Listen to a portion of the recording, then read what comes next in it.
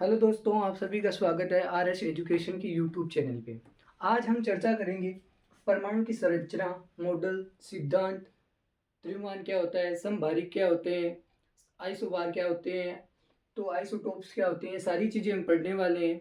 परमाणु की त्रिज्या कितनी होती है, सारी चीज़ें इसमें करेंगे। और जो ये 9th क्लास एनसीईआरटी है उससे जो टॉपिक होते हैं आपके, परमाणु की संरचना हो गई, परमाणु के सिद्धांत, मॉडल हो गए, वो सारे आज मैं 3 चैप्टर है वो इसके अंदर कवर करवाऊंगा। तो देखिए, पहले हमने 10th के 2 टॉपिक थे वो किए थे, सारी रिएक्शन कर ली हमने।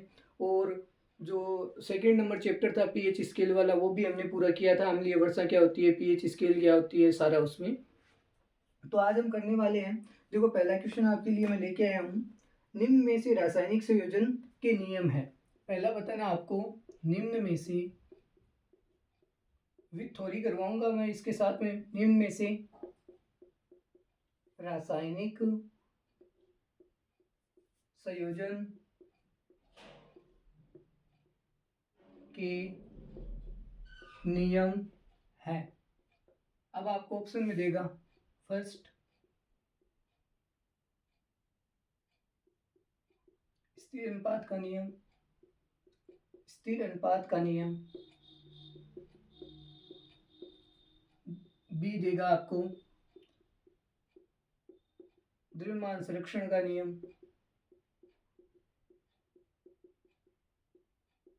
थर्ड देगा आपको ऊर्जा संरक्षण का नियम, ऊर्जा संरक्षण का नियम।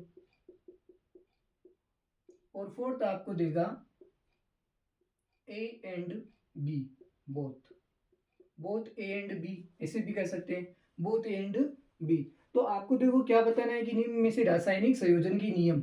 तो आपने पढ़ा होगा कि रासायनिक संयोजन के नियम कितने होते हैं, वो मैं आपको इधर बताऊंगा। पहले इसका आंसर होगा ए एंड बी। क्या होगा? स्थिर अनुपात का नियम और द्रव्यमान संरक्षण का नियम। अब पढ़ते हैं कि स्थिर अनुपात का नियम क्या होता है और द्रव्यमान संरक्षण का नियम क्या होता है। तो देखो पहले हम पढ़ते हैं कि द्रव्यमान संरक्षण होता है क्या है। देखो नाम में क्या है, संरक्षण। तो और द्रव्यमान का क्या मतलब होता है, मास। तो मास का संरक्षण होता है इसमें। ना तो मास की कमी होती है, ना मास को नष्ट किया जा सकता है, और ना ही इसको डिस्ट्रॉय या ना ही इसको उत्पन्न किया जा सकता है, या ना ही इसे नष्ट किया जा सकता है। तो वह पदार्थ या पदार्थ का द्रव्यमान संरक्षण क्या है, संरक्षित रहता है। तो इसमें ना तो द्रव्यमान की क्षति होती है, और ना ही इसे पुनः बनाया जा सकता है, या ना ही इसे नष्ट किया जा सकता है। इसका मतलब द्रव्यमान संरक्षित रहता है। फिर स्थिर अनुपात का नियम क्या होता है। तो स्थिर अनुपात का नियम जो लवाजिए थे, कौन थे भाई, लवाजिए, ये थे। तो इन्होंने क्या कहा, इन्होंने ये 2 नियम दिए थे कि भाई स्थिर अनुपात का नियम और द्रव्यमान संरक्षण का नियम। तो इन्होंने कहा कि कोई भी यौगिक बनता है ना, स्थिर अनुपात के नियम, कोई भी यौगिक बनता है ना, वो एक निश्चित अनुपात में होता है। क्या होता है, उसमें जो तत्व होते हैं वो एक निश्चित अनुपात से मिलकर यौगिक का निर्माण करते हैं। जैसे एग्जांपल लेते हैं H2O, क्या लेते हैं, H2O जल। तो जल में देखो यहाँ पे क्या है, हाइड्रोजन के 2 परमाणु है। तो इनको किससे करो, द्रव्यमान से गुणा करो। तो हाइड्रोजन का द्रव्यमान होता है 1.0008 होता है। और ऑक्सीजन कितना होता है, तो अनुपात है तो अनुपात ले लो। ऑक्सीजन कितने नंबर है, 8 नंबर पे है, तो डबल कर दो। तो इसका द्रव्यमान हो गया 16। तो देखो इनको डिवाइड करो, तो ये हो गया 1 और ये हो गया 8। तो हम इसमें क्या कहेंगे कि एक अनुपात में तो क्या है, हाइड्रोजन है, और 8 अनुपात यानी 8 अनुपात में ऑक्सीजन है। तो ये क्या हो गया, एक निश्चित अनुपात हो गया यौगिकों का, तत्वों का। और ये यौगिक बनता है पूरा 2 तत्वों से मिलके, जल। तो ये ऐसे समझते हैं कि भाई स्थिर अनुपात में तो क्या रहता है, तत्वों का क्या है, एक निश्चित अनुपात होता है और उनसे मिलकर यौगिक बनता है। और द्रव्यमान संरक्षण में लवाजी ने कहा कि द्रव्यमान को ना तो नष्ट किया जा सकता है, ना ही उसकी उत्पत्ति की जा सकती है। द्रव्यमान सुरक्षित रहता है। पहले द्रव्यमान यदि 20 केजी है तो वह बाद में भी क्या रहेगा, 20 केजी ही रहेगा, चाहे इसके कितने भी टुकड़े कर दो वापस, ये 10, 5, ऐसे 5 कितने भी टुकड़े कर दो, ये रहेगा 20 केजी। तो ये इन्होंने नियम दिए थे। फिर हम सेकंड में चलते हैं, जॉन डाल्टन। देखो जॉन डाल्टन ने परमाणु सिद्धांत कब दिया था, इसमें दिया हुआ है जॉन डाल्टन ने परमाणु सिद्धांत कब दिया। तो ये सम काफी बार पूछी गई है कि जॉन डाल्टन ने परमाणु सिद्धांत कब दिया था। तो second number question, John Dalton ने परमाणु सिद्धांत कब दिया। प्रश्न कैसे भी पूछ सकता है, लेकिन आएगा इसी प्रकार से, जैसे 1908, फिर बी देगा 1708, फिर सी दे सकता है 1556 और डी दे सकता है 1808। ठीक है, इस प्रकार से आपको दे सकता है। तो आपको बताना है कि जॉन डाल्टन ने परमाणु सिद्धांत कब दिया था। तो जॉन डाल्टन ने परमाणु सिद्धांत दिया था 1808 के अंदर। कब दिया था? 1808 के अंदर। अब जॉन डाल्टन के द्वारा परमाणु सिद्धांत में क्या क्या चीजें कही गई वो मैं बताता हूँ। तो सर्वप्रथम पहले आपको पता होना चाहिए कि भाई सर्वप्रथम ये परमाणु नाम आया कहाँ से। तो देखो, सर्वप्रथम हमारे थे भारत के महर्षि कणाद। कौन थे? महर्षि कणाद। सर्वप्रथम परमाणु के बारे में महर्षि कणाद ने बताया था कि परमाणु क्या होता है। परमाणु एक अविभाज्य कण है। क्या होता है भाई? अविभाज्य कण है। ठीक है, तो उन्होंने महर्षि कणाद ने कहा कि परमाणु होता है वो एक अविभाज्य कण होता है। और अविभाज्य का मतलब क्या होता है? जैसे कोई पदार्थ इतना है, तो इन्होंने कहा कि यदि कोई पदार्थ इतना है तो इसको आप और ज्यादा विभाजित नहीं कर सकते, इसके टुकड़े नहीं कर सकते। इसका मतलब हम परमाणु को इस प्रकार से मान सकते हो आप कि परमाणु ये छोटा सा कण है, इसको आप विभाजित नहीं कर सकते। क्या नहीं कर सकते? विभाजित नहीं कर सकते, या इसके टुकड़े नहीं कर सकते। जो ये लास्ट जो टुकड़े नहीं कर सकते ये अवस्था होती है ना, उसे क्या बोला? परमाणु कहा। लेकिन जब लवाइजी आया और उसके बाद में और भी आगे आगे नियम देते गए तो ये कैंसिल हो गया कि भाई अविभाज्य कण नहीं है। क्योंकि बाद में क्या हुआ? इलेक्ट्रॉन और प्रोटॉन की भी खोज हो गई थी। इलेक्ट्रॉन की खोज किसने की थी? जे टॉमसन ने की थी। और प्रोटॉन की आप पढ़ते हो कि प्रोटॉन की किसने की थी? गोल्डस्टीन ने की थी।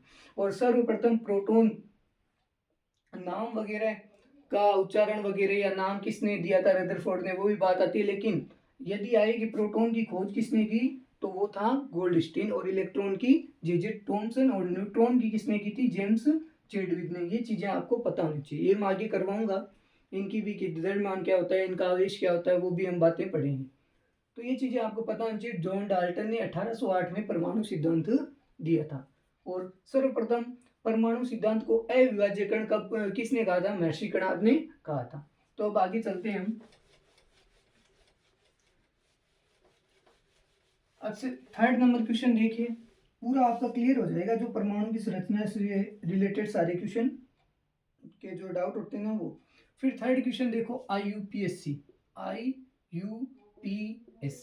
का फुल फॉर्म। ये सारे NCERT से हैं। पूरे जो लेसन है आपके पार्ट हैं उनका सार है सर। IUPAC की फुल फॉर्म होती है। तो इस प्रकार से आपको पूछेगा। तो ये क्वेश्चन मैं सीधा करवा रहा हूं क्योंकि 4 ऑप्शन लिखूंगा, टाइम लगेगा। तो IPSC की देखो फुल फॉर्म क्या होती है। देखो, आई का मतलब होता है international.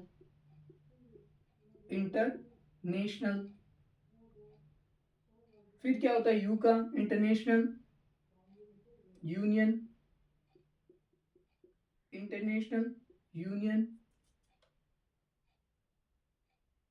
For international union for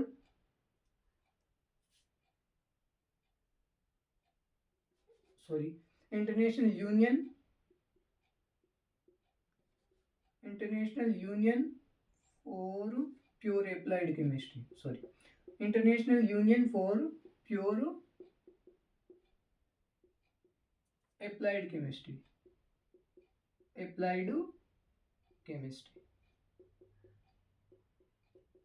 इस प्रकार से आपको ये चीजें पता होनी चाहिए। International union for pure and pure applied chemistry, ठीक है ना। ये इसकी फुल फॉर्म होती है, थोड़ा बहुत आप देख लेना, है यही फॉर्म। तो ये क्या होती है, ये जो संस्था होती है ये इंटरनेशनल लेवल पे होती है। क्या होती है भाई, ये संस्था होती है इंटरनेशनल लेवल पे होती है। अब कार्य क्या करती है, तो कार्य हमें पता होना चाहिए भाई, ये कार्य क्या होता है इसका। तो देखो इसका कार्य होता है तत्वों के नाम देना। क्या देना, तत्वों के नाम देना। फिर तत्वों के नाम देना, और जो तत्व नहीं है उनके नाम बनाना। सारे ये international union for applied pure and applied chemistry करती है। फिर देखो आगे बात करते हैं नेक्स्ट क्वेश्चन की। तो इसमें फुल फॉर्म पूछ सकता है आपको कि तत्वों के नामकरण देते हैं, और ये संस्था होती है इंटरनेशनल लेवल पे होती है, जो कि आवर्षाणी थी ना, आधुनिक आवर्षाणी, उसमें जो नामकरण वगैरह करती है वो यही करती है। फिर बात करते हैं फोर्थ नंबर क्वेश्चन। जैसे आपको फोर्थ नंबर क्वेश्चन यहाँ पे दिया है, ये भी काफी बार पूछ सकता है एग्जामिनर।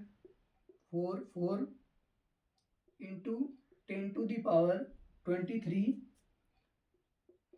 हीलियम परमाणु में कणों की संख्या मोल में ज्ञात करो। मोल में ज्ञात कर। तो इस प्रकार से न्यूमेरिकल भी आपसे पूछे जा सकते हैं। तो देखो ये क्या है, ये जो मोल होते हैं क्या होते हैं, देखो एक मोल में क्या होता है, एक मोल में परमाणुओं की संख्या होती है 6.022 गुणा 10⁻23, ठीक है ना। ये होते हैं एक मोल में परमाणुओं की संख्या, ये तो आपको पता होना चाहिए। फिर बात करते हैं, देखो हमें क्या गिवन है, हमें 12.044 गुणा 10⁻23 हीलियम परमाणु में दिया हुआ, ये कणों की संख्या दी हुई है, ठीक है ना। और हमें ज्ञात करना है मोल। तो देखो मोलों की संख्या, मोलों की संख्या बराबर क्या होता है, दिए गए परमाणु के कणों की संख्या, दिए गए परमाणु के कणों की संख्या बटा कुल कण।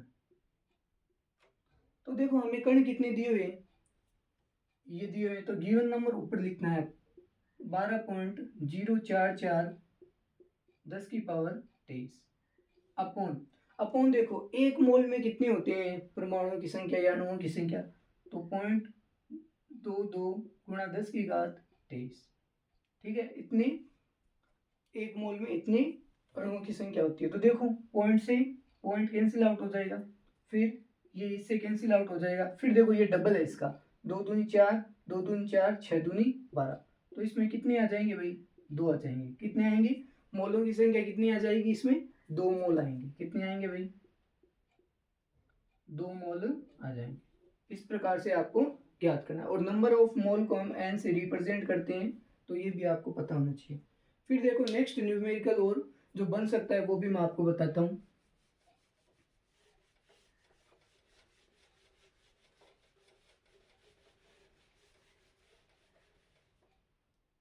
आगे देखो एक क्वेश्चन और है अभी, कि सेकेंड नंबर क्वेश्चन देखो, इसका ही सेकेंड पॉइंट है 0.5 मोल नाइट्रोजन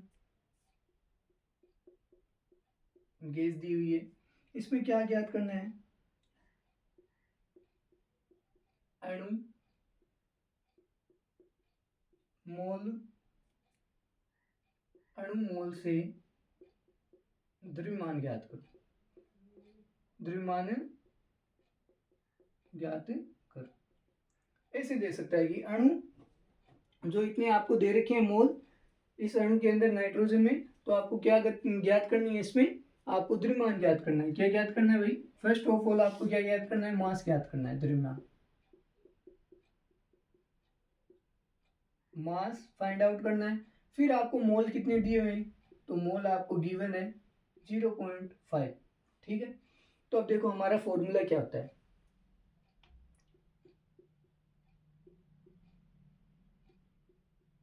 मोल की संख्या बराबर क्या होता है, परमाणु का द्रव्यमान, परमाणु का द्रव्यमान अपॉन परमाणु का आणविक द्रव्यमान, अपॉन परमाणु का आणविक द्रव्यमान। अभी आणविक द्रव्यमान क्या होता है वो भी आप समझो। देखो मैं अभी बताता हूं आपको कि आणविक द्रव्यमान क्या होता है। मोलों की संख्या परमाणु का द्रव्यमान अपॉन परमाणु का आणविक द्रव्यमान।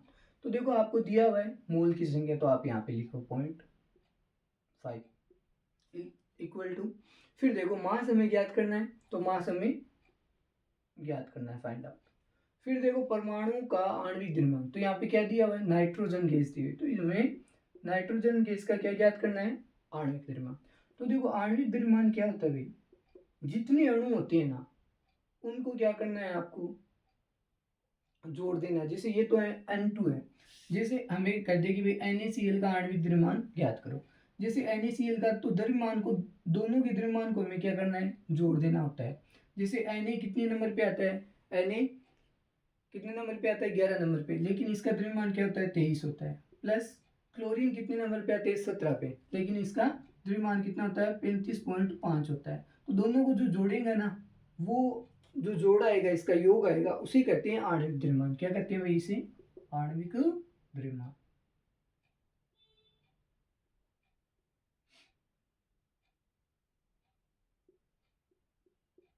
आणविक द्रव्यमान, ठीक है। तो यहाँ पे देखो हम क्या करेंगे, ये हो गया M। तो नाइट्रोजन को देखो, नाइट्रोजन कितने नंबर पे आता है, नाइट्रोजन का परमाणु क्रमांक है 7, और 7 का डबल कर दो, कितना हो जाएगा, 14। तो ये हो गया इसका परमाणु द्रव्यमान। क्या होगा भाई इसका, परमाणु का आणविक द्रव्यमान। तो यहाँ पे मैंने रख दिए 14, ठीक है। लेकिन यहाँ पे क्या है, N2 है, 2 है, तो हम क्या करेंगे भाई, 2 से मल्टीप्लाई, क्या कर देंगे, 2 से मल्टीप्लाई, क्योंकि नाइट्रोजन के 2 परमाणु हैं। तो ये देखो 0.5 मल्टीप्लाई 14/2, ये हो गया M के बराबर। अब पॉइंट हटाएंगे तो नीचे क्या आ जाएगा, 10। तो 5 दूनी 10 और 2 से इसको काट दो 7 बार, तो कितना आ जाएगा, M बराबर आपके पास आ जाएगी 14। तो द्रव्यमान, नाइट्रोजन का द्रव्यमान कितना आ गया आपके पास में, 14, और हमें पता है कितना होता है, 14 होता है। तो इस प्रकार से आपको क्वेश्चन पूछ सकता है, वो घुमा फिरा के न्यूमेरिकल। तो ये कोई जरूरी नहीं है, पशु परिचर में भी आ सकते हैं, लेब वो जो टेक्नीशियन है RRB उसमें भी पूछे जा सकते हैं। फिर हम बात करते हैं आगे जो क्वेश्चन है, ये देखो मैंने केवल क्वेश्चन लिख रखे हैं यहाँ पे। तो फिर देखो लास्ट में क्या है, रदरफोर्ड मॉडल से संबंधित है। तो जो जो क्वेश्चन बन सकते हैं मैं वो लेके आया हूँ। रदरफोर्ड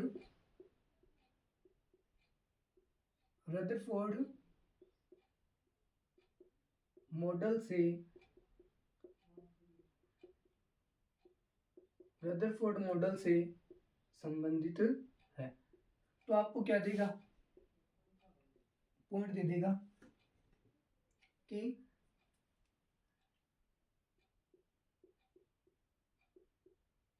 नाभिक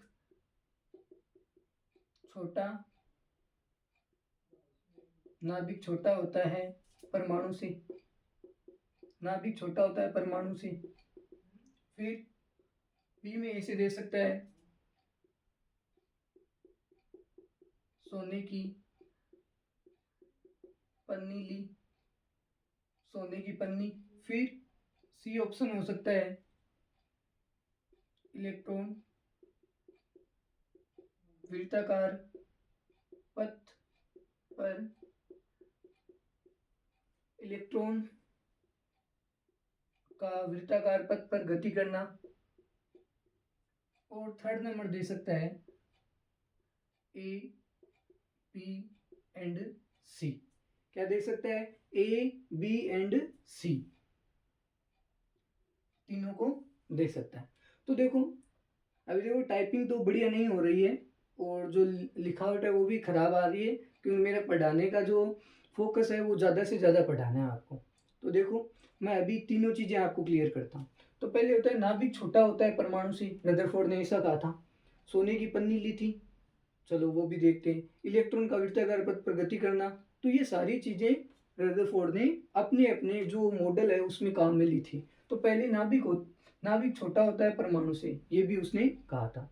फिर उन्होंने क्या कहा, सोने की पन्नी, हाँ तो उन्होंने सोने की पन्नी ली थी, कितने 100 नैनोमीटर की उन्होंने पन्नी ली थी, तो ये भी आपको पता होनी चाहिए।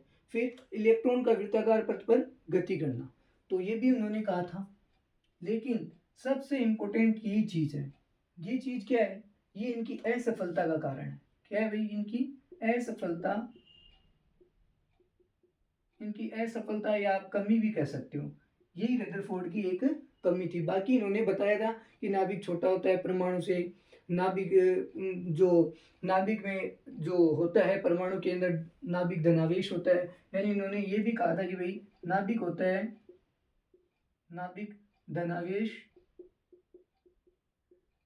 या धनावेशित भाग होता है परमाणु का, और जो आकार में सबसे छोटा होता है, या उन्होंने ऐसे भी कहा था कि भाई संपूर्ण धनावेश होता है ना, वो परमाणु के एक केंद्र में स्थित होता है, जिसे हम नाभिक कहते हैं। तो इन्होंने नाभिक की खोज की थी, क्या की थी, इन्होंने सहायता की थी नाभिक की खोज करके, तो इन्हें नोबेल पुरस्कार भी मिला हुआ है। तो ये चीजें हमें पढ़नी है, तो ये चीजें आपको पता होनी चाहिए। देखो सोने की पन्नी ली थी, प्रयोग में क्या क्या चीजें ली, एक तो उन्होंने हीलियम लिया, हीलियम अल्फा द्विधनावेशित कण, क्या लिया उन्होंने, द्विधनावेशित कण लिया था,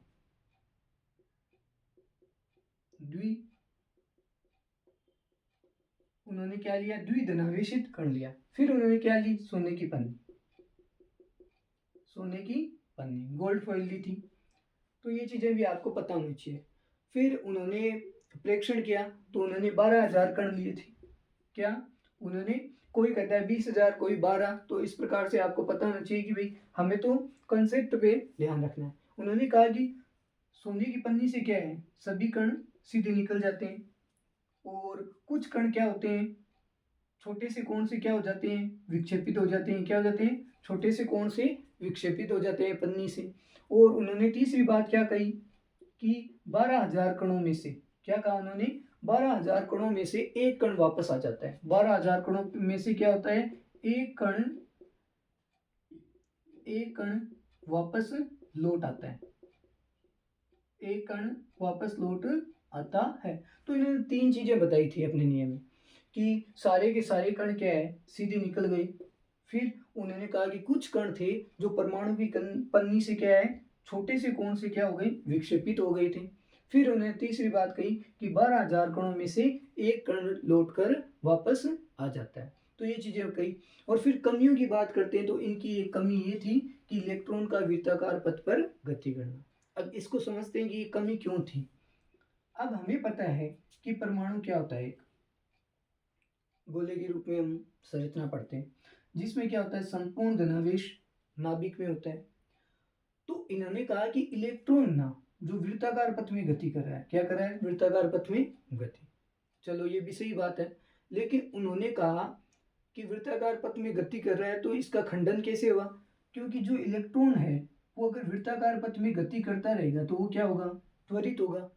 और त्वरित होने पे क्या होगा भाई, कण क्या होगा, त्वरित होगा। त्वरित होने पे क्या होगा, आवेशित होगा। क्या होगा भाई, आवेशित होगा। और आवेशित होने पर क्या होगा, विकिरण उत्पन्न करेगा। क्या उत्पन्न करेगा, विकिरण उत्पन्न करेगा। तो ये कण क्या है, आवेशित होता होता होता होता कहाँ चला जाएगा, नाभिक में जा टकराएगा। और नाभिक में टकराने से क्या होगा, नाभिक में टकराने पर, और नाभिक में टकराने पे क्या होगा, ये अस्थायी हो जाएगा। क्या होगा भाई, परमाणु अस्थायी हो जाएगा। और जबकि हम पढ़ते हैं कि परमाणु क्या है, स्थायी होता है। क्या होता है, परमाणु स्थायी। तो यहाँ पे इसका जो मॉडल था वो फेल हो गया था। क्या हो गया था, फेल। इनके बाद में कौन वैज्ञानिक आए, वो आए नील्स बोर। कौन वैज्ञानिक आए थे भाई, नील्स बोर।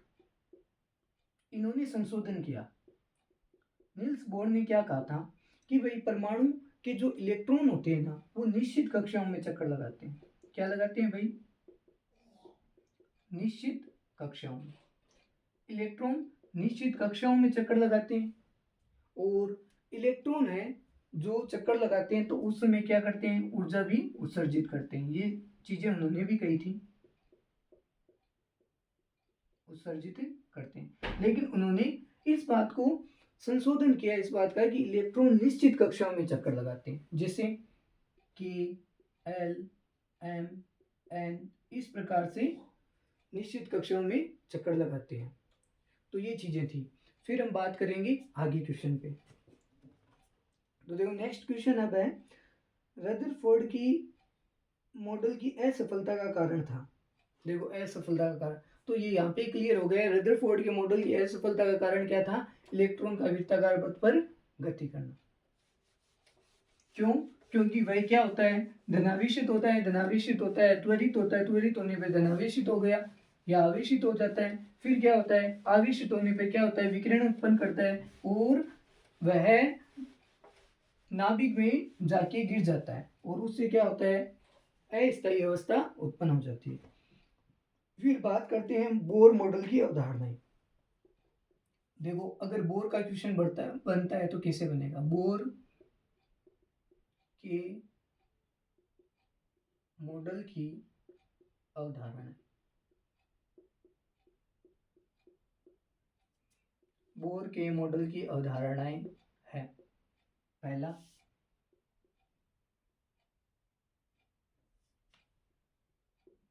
इलेक्ट्रॉन निश्चित कक्षाओं, इलेक्ट्रॉनों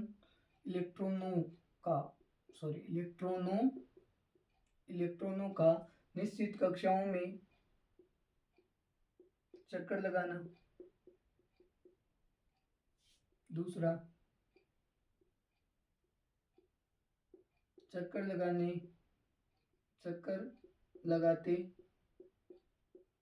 समय विकिरण उत्सर्जित करना।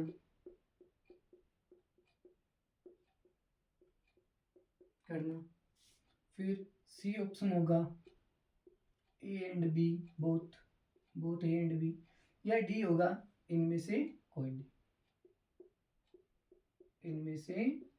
नन ऑफ दिस, इनमें से कोई नहीं, none of this, A and B. तो देखो इसमें अभी मैंने बताया था कि बोर ने जो अवधारणाएं दी थी वो दो दी थी कि भाई इलेक्ट्रॉन एक निश्चित कक्षाओं में चक्कर लगाता है और चक्कर लगाते समय इलेक्ट्रॉन ऊर्जा उत्सर्जित करता है। ये दोनों बातें बोर ने कही थी और उसका संशोधन करके इन्होंने दिया था। इसके लिए बोर को क्या है, बोर को परमाणु संरचना में योगदान देने के लिए नोबेल पुरस्कार भी मिला हुआ है। फिर बात करते हैं, देखो तो इसका ए एंड बी दोनों करेक्ट हो जाएंगे। फिर आगे बात करते हैं, देखो कौन सा मॉडल है आपका। फिर एक मॉडल मैं आपको अभी समझा देता हूं। देखो एक था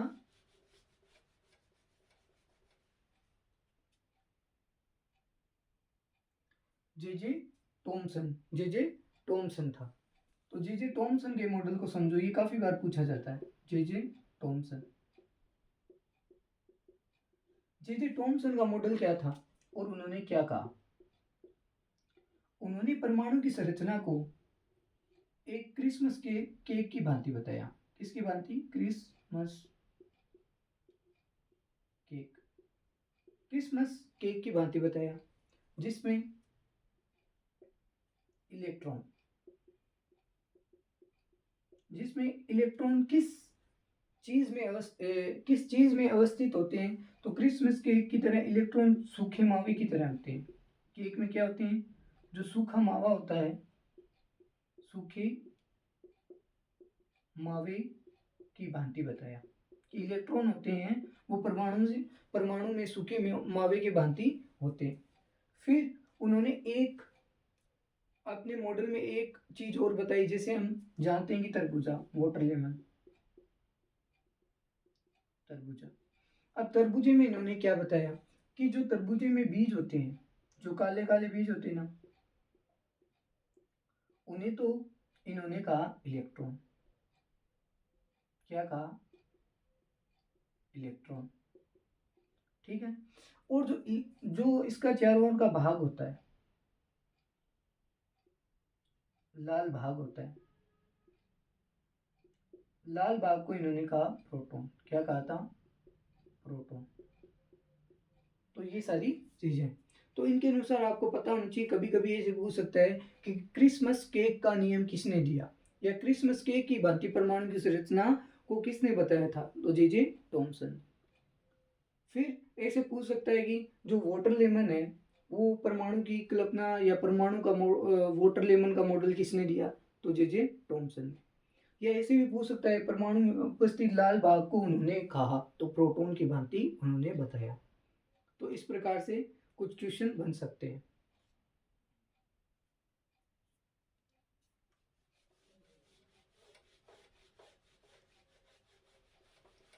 फिर हम आगे बढ़ते हैं नेक्स्ट क्वेश्चन। कल हम दो टॉपिक करेंगे कोशिका की संरचना। सारी कोशिका की जितनी भी चीजें, लाइसोसोम क्या होता है, अंतःप्रद्रवी जालिका क्या होती है, और जो आत्मघाती थैली क्या किसे कहते हैं, सारी चीजें होती है, कोशिका द्रव्य, कोशिकांग कितने भाग होते हैं कोशिका के, सारी चीजें हम पढ़ने वाले हैं। फिर जो उत्तक होते हैं टिश्यू, उनके बारे में पढ़ेंगे कि उत्तक कितने प्रकार के होते हैं। तो उत्तक दो प्रकार के होते हैं, वृद्धि उत्तक होते हैं, स्थायी उत्तक होते हैं। स्थायी उत्तक में कौन कौन से होते हैं? सरल उत्तक होते हैं, पेरेनकाइमा, फिर एरेनकाइमा, क्लोरेनकाइमा, स्क्लेरेनकाइमा, ये सारी चीजें हम पढ़ने वाले हैं। तो देखिए अब दूसरा क्या है, परमाणु द्रव्यमान के बराबर होता है। परमाणु परमाणु द्रव्यमान के बराबर होता है। परमाणु द्रव्यमान के बराबर होता है। परमाणु का द्रव्यमान के बराबर होता है। तो देखो पहला ऑप्शन देगा प्रोटॉनों की संख्या, प्रोटॉनों की संख्या की। फिर देगा इलेक्ट्रॉनों की संख्या की। फिर सी देगा न्यूट्रॉनों की संख्या की। और डी देगा इनमें से कोई नहीं, इनमें से कोई नहीं, नन ऑफ दिस। ठीक है, इस प्रकार से आपको क्वेश्चन बना के पूछ सकता है। तो परमाणु का द्रव्यमान के बराबर होता है, तो सभी को पता होगा इतना तो कि परमाणु का द्रव्यमान किसके बराबर हो सकता है?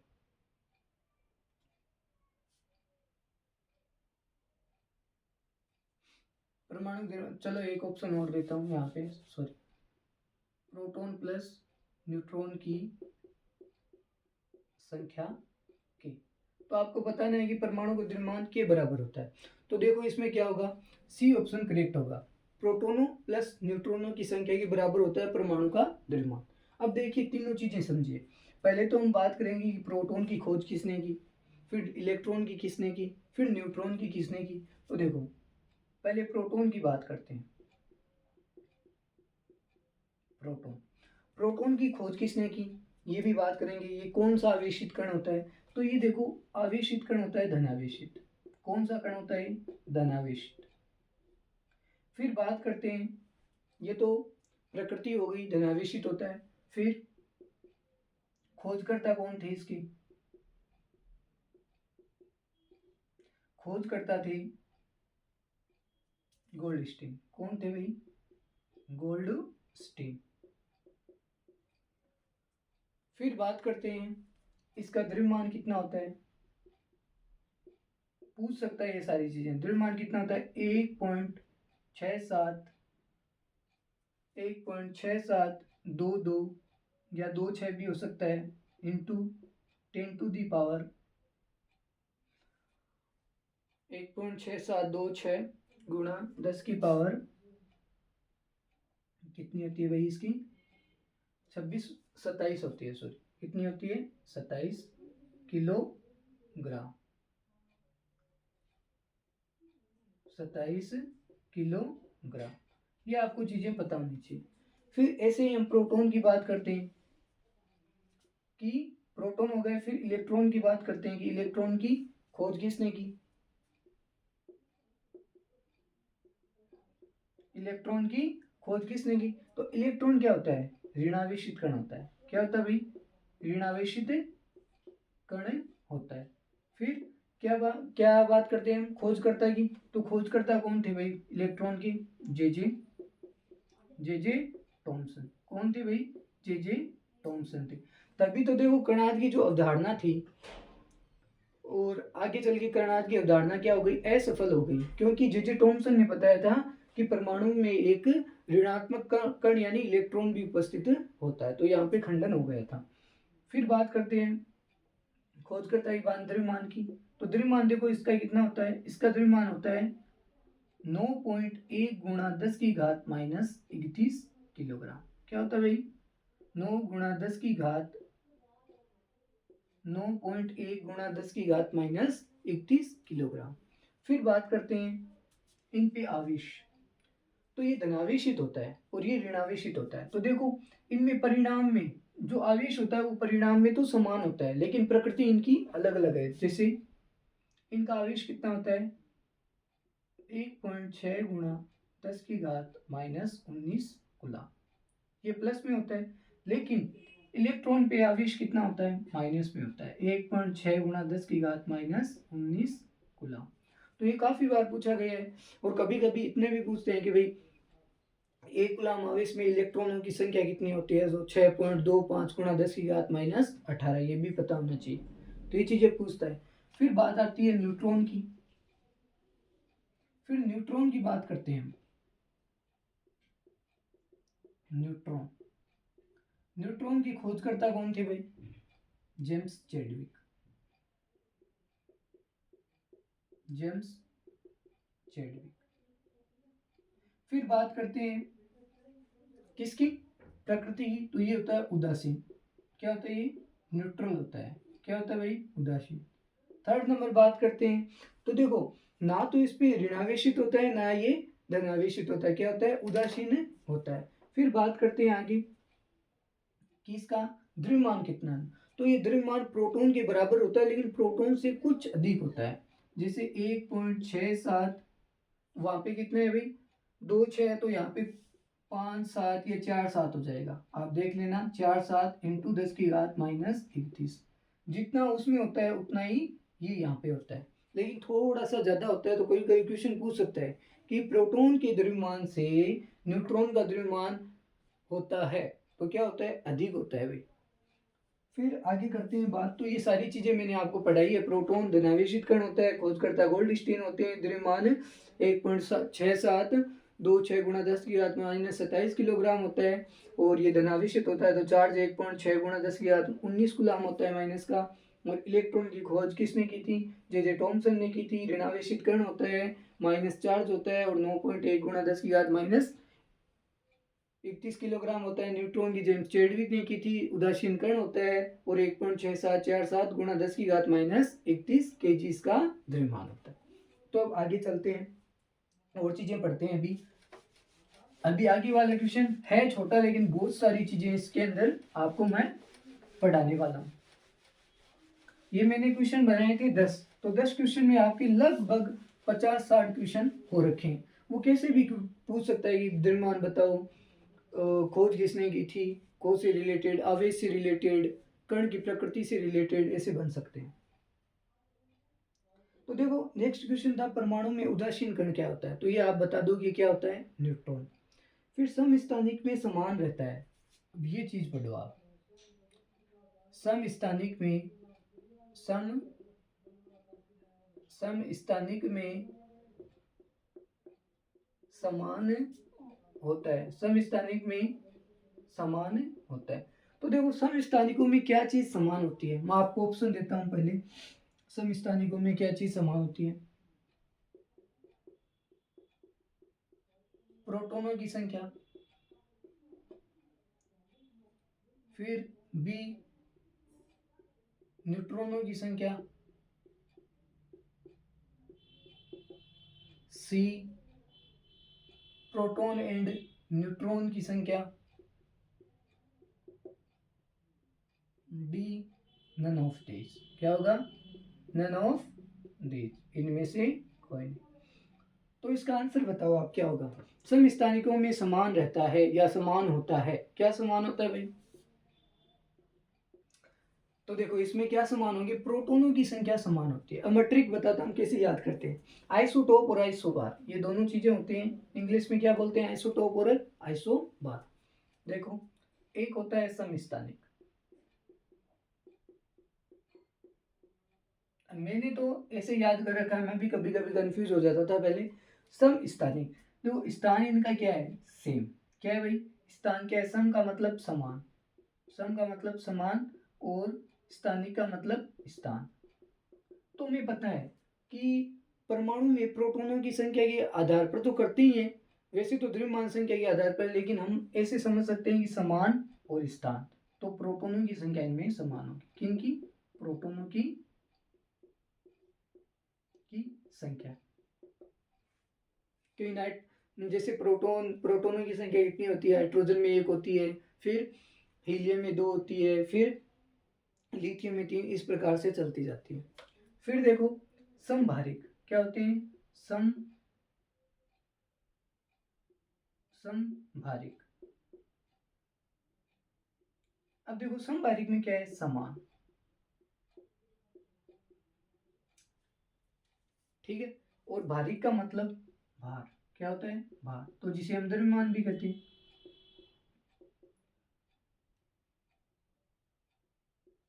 तो 2 क्वेश्चन पूछेगा आपको कि समस्थानिक में क्या समान होता है, प्रोटॉनों की संख्या। समभारिक में क्या समान होता है, द्रव्यमान की संख्या, क्या होती है, द्रव्यमान की संख्या। फिर कभी कभी एग्जाम्पल से भी पूछ सकता है कि भाई प्रोटॉनों की संख्या समान होती है तो आप बताओ कि कैसे होती है। तो देखो एक होता है कैल्शियम, कैल्शियम का भी कितना होता है, सॉरी, एक होता है कैल्शियम, कैल्शियम में प्रोटॉनों की संख्या 20 होती है। तो ये कार्बन का लो आप, कार्बन एक तो होता है 6 12, एक कार्बन होता है 6 14, तो ये आपको पता होना चाहिए। इस प्रकार से कार्बन का एग्जाम्पल दे सकता है। वैसे ही समभारिक में क्या दे सकता है, समभारिक में ये दे सकता है जैसे कैल्शियम 20 और 40, आर्गन 18 और 40। तो ये देखो इनकी परमाणु, जो परमाणु द्रव्यमान है वो तो सेम है, लेकिन परमाणु संख्या यानी प्रोटॉनों की संख्या इनमें भिन्न भिन्न है। तो जिसमें परमाणु द्रव्यमान समान होता है वो समभारिक होते हैं, और जिनमें प्रोटॉनों की संख्या समान होते हैं वो समस्थानिक होते हैं। फिर बात करते हैं आगे, इनमें और क्या क्वेश्चन बन सकता है। तो आगे एक क्वेश्चन है, नाइट्रोजन में न्यूट्रॉनों की संख्या ज्ञात करो। तो देखो मैं एक न्यूट्रॉनों की जो संख्या ज्ञात करते हैं वो कैसे करते हैं। चलो नाइट्रोजन की तो हमने ज्ञात की थी न्यूमेरिकल से, जिसे आपको कह देगी मैग्नीशियम में ज्ञात करो, क्या करो, मैग्नीशियम में ज्ञात करो। तो आपको पता है पीरियोडिक टेबल में मैग्नीशियम आता है 12 नंबर पे, प्रोटॉन की संख्या इसमें कितनी है, 12। फिर हमें ये क्या देगी, हमें ये दे देता है भाई इसका मास, क्या दे दिया इसने, मास।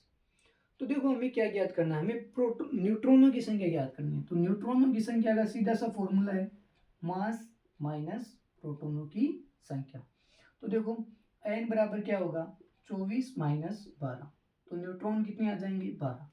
तो मैग्नीशियम न्यूट्रॉनों की संख्या कितनी होगी, 12। इस प्रकार आप न्यूट्रॉनों की संख्या भी फाइंड आउट कर सकते हो। तो देखो हमने क्या क्या चीजें आज पढ़ी है वो मैं आपको रिकॉल करवा देता हूँ एक बार।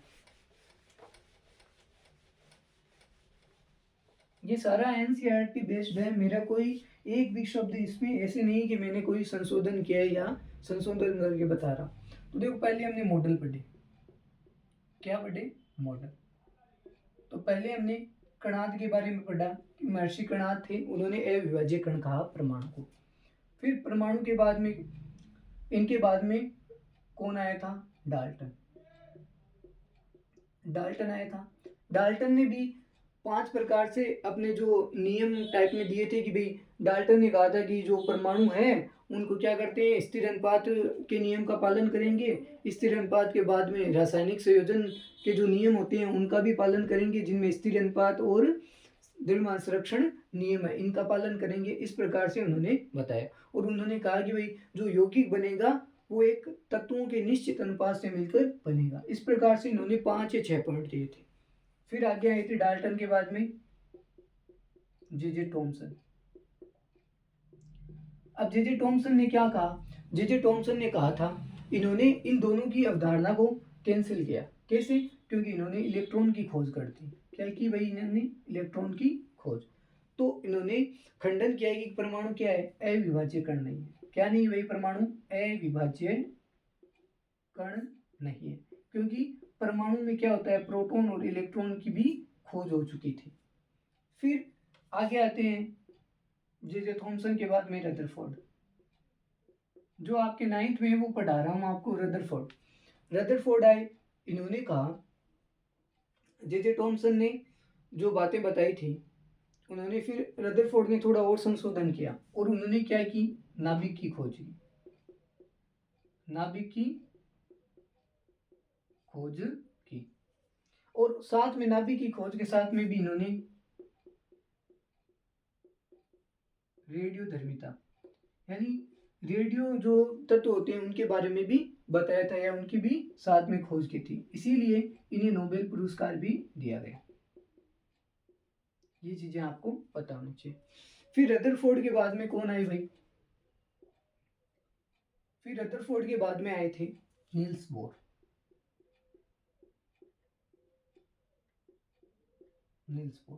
अब नील्स बोर ने क्या संशोधन किया था?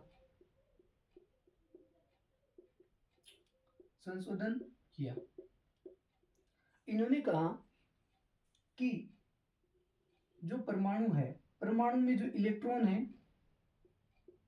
वो क्या है? एक निश्चित कक्षाओं में चक्कर लगाते हैं। क्या लगाते हैं? निश्चित कक्षाओं में, निश्चित वृत्ताकार कक्षाओं में चक्कर लगाते हैं। फिर आगे चल के हम वो पढ़ेंगे के एल एम। और इन्होंने फिर क्या कहा कि निश्चित कक्षा होते हैं के एल एम एन, इस प्रकार से, और इनमें इलेक्ट्रॉन चक्कर लगाते रहते हैं। जबकि रदरफोर्ड ने क्या कहा था कि उन्होंने कहा था कि वृत्ताकार चक्कर लगाते हैं परमाणु के चारों ओर। लेकिन इन्होंने इस बात का ऐसे खंडन हुआ कि भाई जो वृत्ताकार कक्षा में इलेक्ट्रॉन चक्कर लगाएंगे तो क्या होंगे? इलेक्ट्रॉन त्वरित होंगे। त्वरित होंगे तो वो क्या होंगे? आवेशित हो जाएंगे। आवेशित होने पे क्या होंगे? विकिरण उत्पन्न करेंगे और वो जाते जाते कहाँ चले जाएंगे? नाभिक के अंदर। और इससे क्या हो जाएगा? अस्थायी हो जाएगा नाभिक। क्या हो जाएगा? अस्थायी। तो इसकी अस्थायी अवस्था को इन्होंने इस कंडीशन से दूर किया और बाद में बताया कि निश्चित कक्षा में चक्कर लगाते हैं। इसका मतलब स्थायित्व है। इसका मतलब इन्होंने स्थायित्व बताया कि नाभिक क्या होता है? केंद्र भाग में होता है और परमाणु में जो इलेक्ट्रॉन होते हैं वो नाभिक के चारों ओर वृत्ताकार कक्षाओं में, निश्चित कक्षाओं में चक्कर लगाते हैं ऐसे। तो इस प्रकार से हमने सारे मॉडल पढ़े। फिर हमने क्या पढ़ा था? फिर हमने चीजें पढ़ी कि जो जो मॉडल बढ़ते गए उनमें क्या है? कण भी जुड़ते गए कि परमाणु की संरचना क्या है। तो मैंने परमाणु की संरचना भी डाला, तो वो भी मैं बता देता हूँ। ये परमाणु था, इस प्रकार से एटम था, और ये धनावेशित भाग नाभिक था, और इसके चारों ओर क्या है? इलेक्ट्रॉन थे। इलेक्ट्रॉन थे। मैं कुछ क्वेश्चन इसके अंदर भी बताऊंगा आपको।